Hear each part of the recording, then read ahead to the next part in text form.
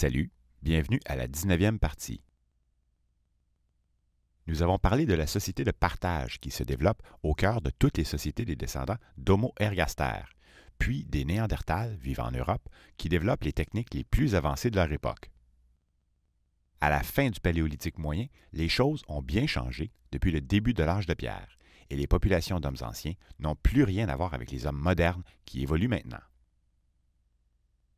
Passons maintenant au langage émotif. Les Néandertals étaient capables d'exprimer leurs émotions, d'effectuer des mouvements précis et gracieux, et ont hérité du système de communication holistique de leurs ancêtres, qu'ils accompagnaient de gestes et d'expressions faciales servant à manipuler les émotions et les comportements des autres. Par contre, même si cette façon de communiquer est adéquate pour coordonner la chasse, elle entraîne un conservatisme de pensée et de comportement qui retarde l'apparition du vrai langage. On dit parfois que la possibilité de nommer les choses avec des mots procure la capacité de mentir intentionnellement. Donc, mentir convenablement semble être le seul propre de l'homme. Nous pouvons imaginer les hommes du Paléolithique moyen vivant en groupe autour de leur camp de base, pendant que des sous-groupes partent en expédition à la recherche de plantes et de petits gibiers. La découverte occasionnelle d'une carcasse pouvant nourrir tout le monde devait susciter beaucoup de joie et de soulagement collectif. Leur élocution, accompagnée de gestes pour dire « coupe ici », devait probablement varier selon qu'il fallait se dépêcher ou que l'ambiance était plus détendue. À cette époque, la musique était un package multimédia, où le langage corporel, les gestes et les expressions faciales, autant que la voix, induisent un état émotif. Même aujourd'hui, nous pouvons considérer la musique comme une forme de langage universel. Si l'on demande à des gens aux quatre coins du monde de qualifier deux pièces musicales de joyeuses ou de tristes, disons la 40e symphonie de Mozart,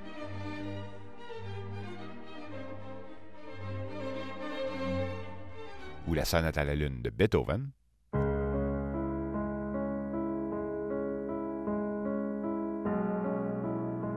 la plupart qualifient la première de joyeuse et la seconde de triste. Le cerveau de tous les humains peut faire la différence entre un bruit chaotique et un chant harmonieux, entre les sons aigus et les sons graves, entre les rythmes lents ou rapides. À quel moment le côté mélodieux de la parole prit-il un peu plus d'importance pour exprimer les émotions? Il ne s'agit probablement pas d'un bond évolutif, mais plutôt d'une lente évolution vers une meilleure reconnaissance des caractéristiques des sons qui remontent à quelques millions d'années. D'un point de vue individuel, cet apprentissage commence nécessairement dès la plus tendre enfance. Aujourd'hui, un bébé humain ne peut pas s'exprimer avec des mots d'adulte avant plusieurs mois, mais grâce au côté mélodieux de la voix, il peut comprendre l'émotion d'un message dès la naissance. Si l'on observe les hommes et les femmes partout dans le monde, tous adoptent instinctivement un langage chanté pour parler à un bébé de moins de 3 ans. Donc, entre les hommes, les femmes et les enfants, ce sont les hommes qui sont les moins mélodieux avec les bébés. Et l'expérience d'avoir élevé 10 enfants n'a rien à voir. Les nouvelles mamans et même les enfants rendus à l'âge de parler avec des mots d'adultes chantent en parlant au bébé. Bien entendu, nous nous adaptons à l'âge de l'enfant.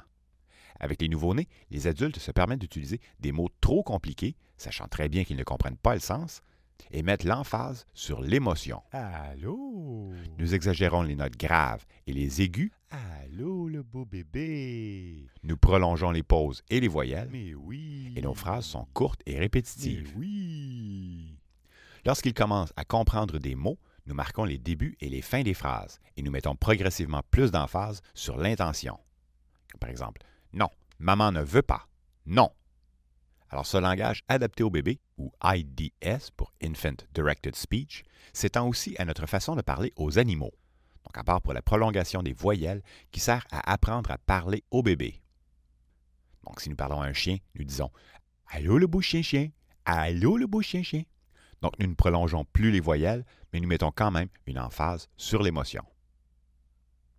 Dès la naissance, nous pouvons voir que les bébés réagissent aux stimuli auditifs, ouvrant les yeux en entendant un son doux et les refermant quand ils entendent un bruit fort. Des études récentes ont démontré qu'avec un langage musical, les bébés sont plus attentifs et plus calmes.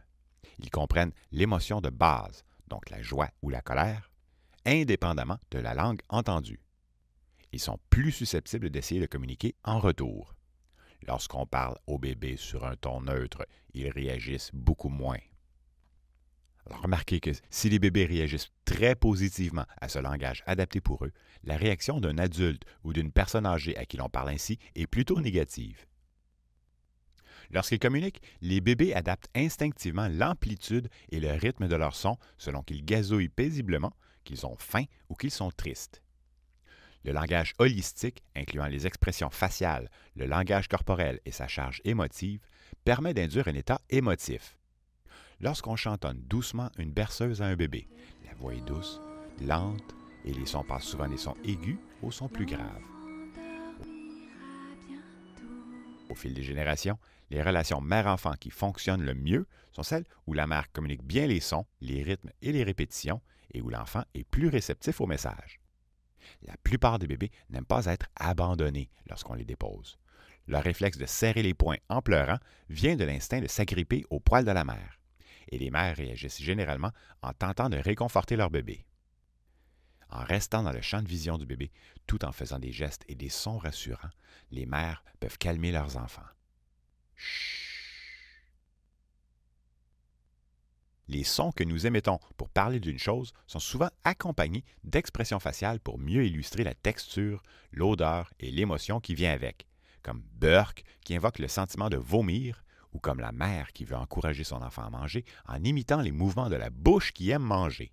Miam, miam, miam, miam, miam, miam. Il en était probablement ainsi pour de nombreuses élocutions, dont certaines sont transmises d'une génération à l'autre. En parallèle, le mode de vie des populations préhistoriques devient progressivement plus complexe et tend vers une société de partage, ce qui semble aller à l'encontre du principe selon lequel chaque individu doit surveiller ses propres intérêts pour assurer sa survie. Malgré certains risques, la coopération augmente les chances de se défendre contre les prédateurs, de trouver de la nourriture, de chasser, de mieux s'occuper des enfants, des malades, des vieux, et ainsi de suite.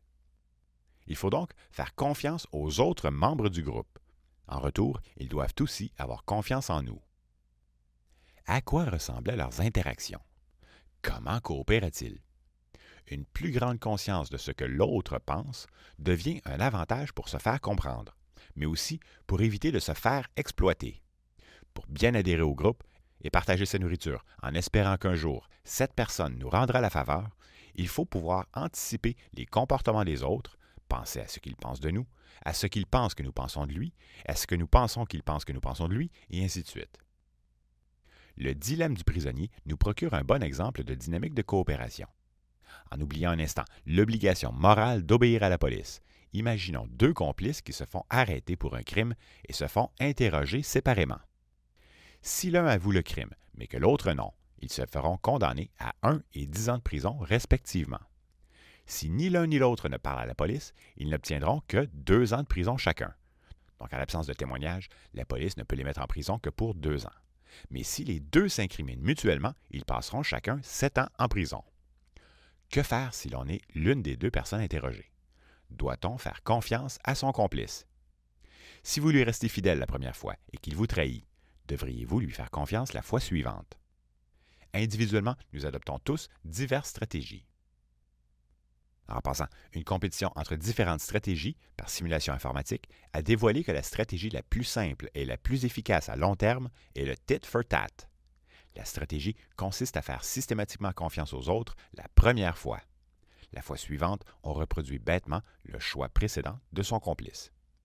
S'il n'a pas coopéré avec nous la première fois, la fois suivante, nous ne coopérons pas avec lui. Les chances qu'un individu coopère avec nous spontanément dépendent de son état d'esprit. Et en perdant leur poil, ils ne pouvaient plus passer du temps à se toiletter comme les singes. Comment entretenaient-ils la cohésion du groupe? Possiblement en participant à des activités collectives, comme par exemple le chant, la musique ou la danse, tous au sens large bien sûr, c'est-à-dire là où la coopération est facile. Par ces gestes totalement gratuits, ils ne risquent aucune conséquence grave. Le simple fait de marcher en groupe pendant de longues heures, comme le font aujourd'hui les soldats qui s'entraînent, procure un sentiment de bien-être et d'harmonie avec les autres. Or, les gens de bonne humeur ont plus souvent tendance à coopérer ensemble. L'activité ne transmet pas de message, mais fait disparaître les barrières entre les individus, comme s'ils partageaient quelque chose de commun. Nous pouvons aussi chanter ou faire de la musique en marchant, en travaillant ou simplement pour le plaisir, Et comme pour la marche, la musique permet de synchroniser les individus. Au lieu d'exprimer un sentiment d'unité, elle le crée. L'activité physique fait relâcher les endorphines dans le cerveau et le sentiment de plaisir se traduit généralement par une plus grande disposition à aider les autres. Chanter, danser et faire de la musique en groupe procure un sentiment de plaisir. En agissant ainsi avec les autres individus, nous tissons des liens de confiance. Dans la nature, la synchronisation entre les individus est liée à la reproduction, comme par exemple la lumière des mouches à feu ou le croassement des grenouilles, puisque l'ensemble synchronisé est plus impressionnant que la somme des individus éparpillés, et elle permet d'accentuer son effet. Elle démontre aussi la capacité à coopérer avec les autres. Les singes, dont la coopération est limitée, ne savent pas garder le rythme, et nous croyons actuellement que les Homo habilis ne pouvaient guère faire mieux. À l'époque des hommes de Néandertal, certains facteurs comme une plus grande capacité cérébrale et, possiblement, une ouïe parfaite ont pu favoriser une sorte de proto-langage holistique mélodieux. Donc, en plus d'enterrer leurs morts, certains fossiles Néandertal montrent des blessures graves qui ont eu le temps de guérir. Chose impensable sans un minimum d'entraide. Ces petites communautés préhistoriques de la fin du Paléolithique étaient composées d'hommes sensibles, capables de compassion et de coopération. Un nouveau sentiment est né, celui que nous appelons l'humanisme.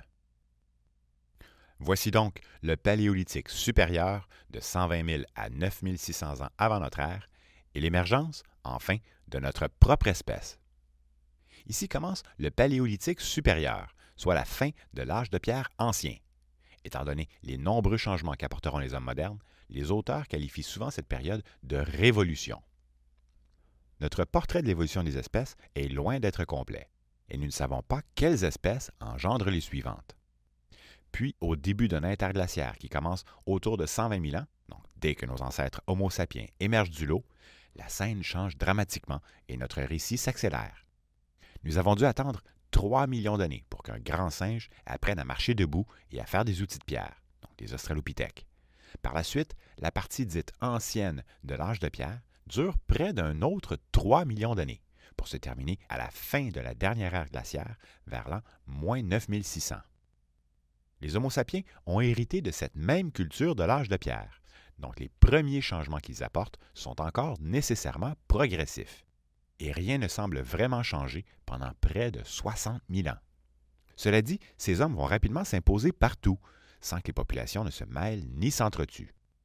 Au Proche-Orient, ils coexistent même avec les Néandertals jusqu'autour de moins 40 000. En passant, la longue coexistence entre Néandertals et Homo sapiens semble exclure l'hypothèse de la transmission de virus. Si l'on calque l'évolution des hommes modernes sur une vie humaine de 100 ans, nous avons coexisté avec les Néandertals jusqu'à l'âge de 79 ans. Pendant le Paléolithique moyen, les outils ont eu tendance à se miniaturiser partout, les plus perfectionnistes étant les Néandertals. Au-delà de la fameuse ligne de Mobius, nous ne retrouvons toujours que les outils de l'Oldoïen. Puis, vers 120 000 ans, l'interglaciaire permet aux Néandertals de se répandre au nord jusqu'en Sibérie. D'autres populations néandertales arrivent au Proche-Orient et seront coupées des populations européennes lorsque débutera l'ère glaciaire suivante. Les Néandertals étaient-ils devenus trop dépendants de la mégafaune? Les meilleurs chasseurs de leur époque ne pouvaient survivre sans gibier, ce qui expliquerait leur dispersion à l'interglaciaire, donc lorsque les troupeaux se réfugient dans les steppes du Nord. Sans un nombre viable de natalité, pour compenser les mortalités, leur population diminue peu à peu jusqu'au début de la dernière ère glaciaire. La disparition de la mégafaune annoncera la fin des Néandertals, qui, sans langage, n'ont pu résoudre les nouveaux problèmes auxquels ils étaient confrontés, étant totalement incapables d'expliquer quelque chose à un autre si ce dernier n'avait rien vu. Est-ce possible que les Néandertals, donc du Proche-Orient ou même d'Afrique, aient engendré les Homo sapiens?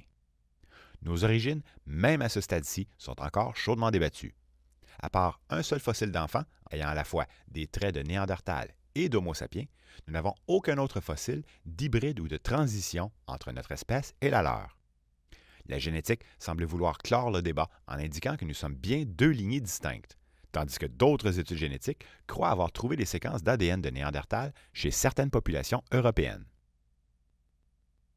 Pour toutes les autres populations anciennes d'Afrique et d'Asie, le mystère persiste. pas d'hybride, aucune trace de violence. La violence entre les hommes est extrêmement rare jusqu'à la fin de la dernière ère glaciaire. Et le scénario d'une maladie mortelle transmissible par l'homme reste impossible à prouver, puisque les virus ne laissent aucune trace. Dans le cas des Néandertals, la longue coexistence des deux espèces semble contredire l'hypothèse de la maladie. D'où viennent les premiers hommes modernes? Les traces au nord de l'Afrique et en Europe appartiennent à la culture moustérienne des Néandertals, et nos fossiles du Proche-Orient ou de l'Afrique du Sud ne sont pas assez vieux, donc 100 000 ans au plus. Dans la course au premier Homo sapiens, nous retrouvons le crâne de Ngaloba en Tanzanie, donc en Afrique de l'Est, dont la date audacieuse tourne autour de 150 000 ans, et quelques fossiles asiatiques moins convaincants dateraient d'environ 125 000 ans. En passant, l'un d'entre eux semblerait être en transition entre les Homo erectus et les Homo sapiens, mais son statut d'hybride est encore contesté. Puisque les densités de population en Afrique, en Asie et en Europe sont encore faibles, il n'est pas impossible que nos ancêtres aient été des compétiteurs imbattables avec leurs nouveaux outils et leurs nouvelles coutumes. À cause de l'usage plus fréquent des foyers au cours du Paléolithique moyen, plusieurs aimeraient croire que les Néandertals pouvaient faire du feu, sauf qu'une telle affirmation, sans preuve, reste hautement conjecturale. À quel moment l'humanité parvient-elle à faire du feu? Avec cette connaissance, le feu n'est plus une simple opportunité. Elle procure un avantage inégalé jusque-là. Pouvoir faire du feu à volonté est possiblement la découverte la plus importante de toute l'histoire de l'humanité. Et il est possible qu'Homo sapiens soit le premier, voire le seul à avoir réussi. Leur mode de vie est une véritable révolution qui remplace les traces du passé tout au long de l'interglaciaire entre 115 000 et 75 000 ans. Après, il ne restera plus que les Homo floresiensis, complètement isolés dans les îles du sud-est asiatique, et quelques populations d'Homo erectus au nord de l'Asie.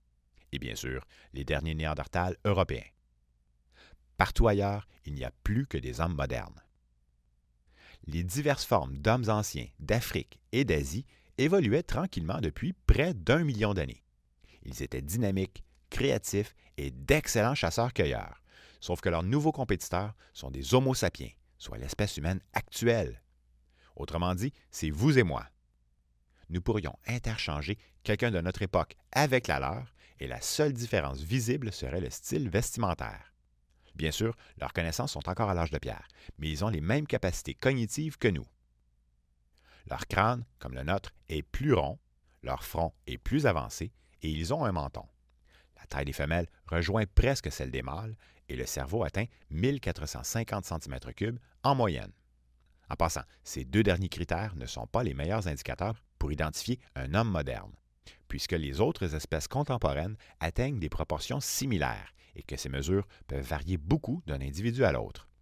Par exemple, le cerveau humain peut varier entre 1000 et 2000 cm3. Tous les gènes de cette espèce évoluent ensemble vers la sous-espèce Homo sapiens sapiens. Quoique certains paléontologues disent maintenant que cette distinction supplémentaire n'est pas nécessaire. Nous serions des Homo sapiens tout simplement.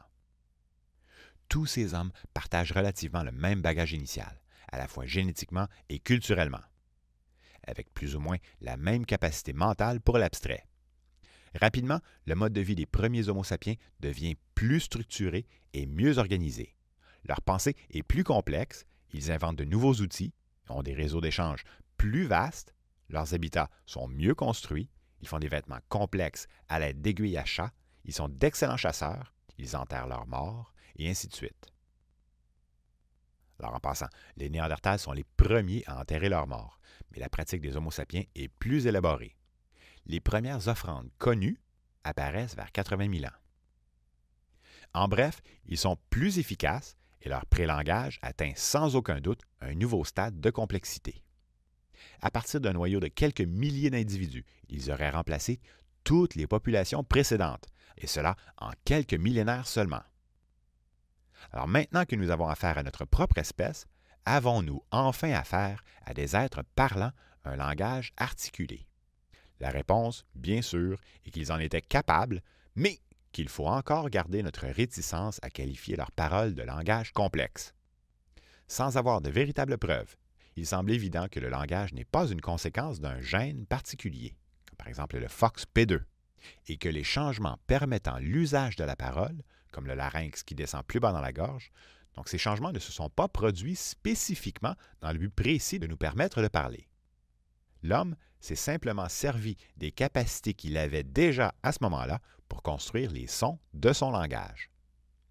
Les recherches sérieuses sur l'évolution de la communication humaine n'ont commencé qu'au 19e siècle de notre ère, tentant même de trouver des racines communes aux langues actuelles pour isoler une sorte de proto-langue mère, qui serait précurseur à l'indo-européen. Mais l'écart entre nos langues actuelles et nos premiers ancêtres Homo sapiens est si considérable qu'ils durent abandonner leurs efforts. À titre d'exemple, environ 96 % des langues existantes aujourd'hui sont parlées par 4 % de la population mondiale. Inversement, 96 % des gens sur la Terre ne parlent actuellement que 4 % des langues encore vivantes. Où, quand, comment, nous ne le savons pas. Il ne nous reste que la logique pour imaginer l'apparition du langage. Intimement liées au concept d'identité, de culture et d'échange, les langues sont en continuelle évolution et non pas de début. Nous avons vu qu'avant de parler comme nous, nos ancêtres durent nécessairement communiquer de mieux en mieux. Une technique de taille est sans doute plus facile à apprendre par imitation que par explication. Mais pour coordonner la chasse, pour s'occuper des enfants ou pour transmettre des connaissances difficiles à imiter, comme les propriétés de telle ou telle plante, leur mode de vie encourage sans doute un usage plus fréquent de noms et de verbes, donc au sens large. Est-ce possible qu'il n'y ait jamais eu de proto-langue commune? Que la réalité était tout autre? Très certainement. Il est même peu probable qu'à partir de leur radiation sur tous les anciens continents, les nouveautés dans la façon de communiquer soient apparues partout en même temps. Par contre, la pression de garder contact et de pouvoir se comprendre, pour des petites populations de l'ère glaciaire, aurait eu tendance à imposer une sorte de lingua franca, donc contenant des mots empruntés partout et pouvant être comprises de tous, comme par exemple le bas latin de l'Antiquité. Vers 70 000 ans, avec les premières longues expéditions marines, donc plus de 100 km de la côte, la construction de l'embarcation, la préparation de la nourriture, le choix de l'équipage et les connaissances de navigation, c'est-à-dire qu'ils ne dérivent plus au hasard du courant, requièrent sans doute un langage plus complexe, comme par exemple des séquences récursives de noms et de verbes. Si l'origine des hommes modernes se situe en Afrique ou au Proche-Orient, ils devaient avoir la peau foncée pour se protéger contre les rayons ultraviolets du soleil. Remarquons qu'à cette époque, il y a encore très peu d'hommes en Afrique et qu'ils semblent d'abord plus charogner que chasser les gros mammifères. Ces derniers, les gros mammifères, n'ont pas tellement peur des hommes, témoignant probablement de leur longue coexistence avec nos ancêtres. Et ces animaux compensent la chasse de l'homme par un taux de natalité plus élevé. Par contre, les abeilles africaines sont très agressives avec les humains. Alors, pourquoi les hommes voudraient-ils quitter le berceau de l'humanité? Peut-être par nécessité. Parce que les conditions ont bien changé. Même sans faire le lien entre la piqûre d'une mouche tsetse et la fièvre qui s'ensuit, ou comprendre qu'une source d'eau cause la malaria, ils peuvent facilement constater le danger d'occuper certains endroits quand les gens tombent malades dès qu'ils s'y aventurent. Lors des interglaciaires, le retour de la pluie ne fait qu'empirer la situation en multipliant les mouches et les moustiques, qui s'attaquent naturellement aux plus vigoureux, donc ceux qui cherchent la nourriture. Nous avons raison d'avoir peur des maladies. Elles sont souvent contagieuses et certaines infections sont terribles avant de mener à la mort. Avant la découverte des vaccins contre les virus, des antibiotiques contre les bactéries et de simples conditions sanitaires, comme la propreté, les maladies continueront à faire des ravages partout dans le monde. Notre sentiment de crainte presque inné devant une personne malade remonte-t-il à cette époque? De telles conditions en Afrique pourraient expliquer, en partie du moins, pourquoi les quelques populations d'hommes qui sont restées sur ce continent sont demeurées si mobiles et qu'on y trouve la plus grande diversité génétique et linguistique de l'espèce humaine. Sur les autres continents, l'arrivée des hommes coïncide étrangement avec la disparition de la mégafaune. Les animaux d'Amérique et d'Australie n'avaient jamais rencontré l'homme auparavant. Malheureusement pour eux, c'est à cette époque que nos ancêtres se mirent à chasser sérieusement. Vers 60 000 ans, lorsque commence une nouvelle ère glaciaire, la glace s'accumule au pôle et fait baisser le niveau de la mer environ 100 mètres sous son niveau actuel. C'est alors que l'homme moderne, à bord de petites embarcations, passe par la pointe de l'Extrême-Orient et devient le premier mammifère placentaire à fouler le sol australien, c'est-à-dire là où vivent les marsupiaux et les derniers monotrèmes, donc les ornithorynques. Avant de terminer, parlons des premiers peuplements d'Océanie. Nous avons trouvé très peu de sites archéologiques ou d'objets datant de l'âge de pierre en Océanie. Selon les derniers estimés, les premiers hommes en Australie arrivent vers 60 000 ans, et cela peut être par vagues migratoires plus ou moins rapprochées dans le temps. Ils vont rester à l'état de chasseurs-cueilleurs jusqu'à l'arrivée des Européens au 18e siècle de notre ère, ce qu'il ne faut surtout pas interpréter comme une absence d'évolution. Même sans agriculture, leur population atteint le quart de million d'habitants. Ils parlaient plus de 200 dialectes, avaient des vastes réseaux d'échanges et certains groupes parvenaient à vivre dans des environnements radicalement différents d'une saison à l'autre. En passant, certains disent que les mouches et les moustiques, peut-être pour ne pas dépayser personne, sont un fléau constant partout sur le continent australien. À part sa côte est relativement fertile, du nord au sud, tout le reste de l'Australie, 70% de la surface totale, est une région aride. Et 80% de cette région aride est qualifiée de désertique. Autrement dit, l'évaporation excède les précipitations. À certains endroits, il ne tombe que 125 mm de pluie par année. Les vallées, les plaines et même les rivières s'étendent à perte de vue sur des centaines et des centaines de kilomètres. Aujourd'hui, le centre de l'Australie est une des régions les plus pauvres en eau. Sa faune et sa flore font pitié à voir jusqu'à ce qu'arrive la pluie. Aussitôt après la pluie, la vie ressurgit de partout. Mais le reste du temps, les hommes peuvent chasser pendant des heures et des heures pour ne rapporter qu'une souris ou un petit lézard. Grâce à leur mode de vie et de très simples outils, ces chasseurs-cueilleurs vont réussir à survivre jusqu'à nos jours, sans vêtements, ni maison, ni aucune possession. Même si les ressources semblent quasi inexistantes, ils sont opportunistes et savent où trouver de l'eau, des roches, du bois, des animaux et des plantes, pour les graines, les racines et les feuilles, dont ils connaissent intimement les propriétés. Ils s'assurent des bonnes relations de partage entre les divers groupes humains grâce à une coutume de mariage dite cousin-cousin. C'est-à-dire qu'un homme doit marier la fille du frère de la mère de sa mère. En fait, ils sont polygames pour avoir des liens familiaux dans le plus de groupes possible. Alors, nous ne pouvons évidemment pas connaître les pratiques, les cérémonies, ni les rituels des peuples de l'ère glaciaire. Mais aujourd'hui, l'ensemble de leurs coutumes sont essentielles à la survie de ces petits groupes vivant sur de très vastes territoires. Leurs outils ont très peu évolué depuis cette époque, peut-être parce que le meilleur outil dans le désert, c'est le feu. Ils s'en servent pour se réchauffer, pour se protéger contre les prédateurs, pour faire cuire leur nourriture, etc., mais aussi pour en souffler la fumée dans un terrier et faire sortir l'animal qui s'y cache. En brûlant les surfaces couvertes de spinifex, un buisson qui ne procure rien à manger, les aborigènes actuels aident de nouvelles plantes à pousser et ils les exploitent jusqu'à ce que les spinifex se remettent à envahir le terrain. Puis, ils recommencent. Lorsque les premiers hommes arrivent sur le continent australien, il existe encore à peu près 50 espèces de mammifères géants. On y trouve une sorte d'ours marsupial, Megalania, des diprotodons, qui sont de la taille d'un rhinocéros, une sorte de lion marsupial, le Thylacoleo, mais aussi une sorte d'autruche de 100 kg, Geniornis, et aussi des lézards de 7 mètres de long. Le seul survivant est le kangourou rouge, pouvant atteindre 2 mètres de hauteur et peser jusqu'à 90 kg, alors qu'autrefois, certaines espèces de kangourous étaient 2, 3 et même jusqu'à 4 fois plus grosses. Les hommes les ont-ils exterminés? Nous ne connaissons qu'un seul site, à Cody Springs, qui daterait d'environ 30 000 ans, où 2 animaux géants, un diprotodon et un Geniornis, auraient été mangés. Par contre, ils semblent avoir été charognés.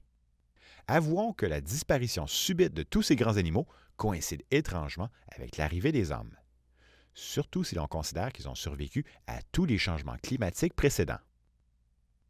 Selon les simulations informatiques, une simple augmentation de 5 % des mortalités, causée par la chasse des hommes, pourrait suffire à faire chuter leur nombre.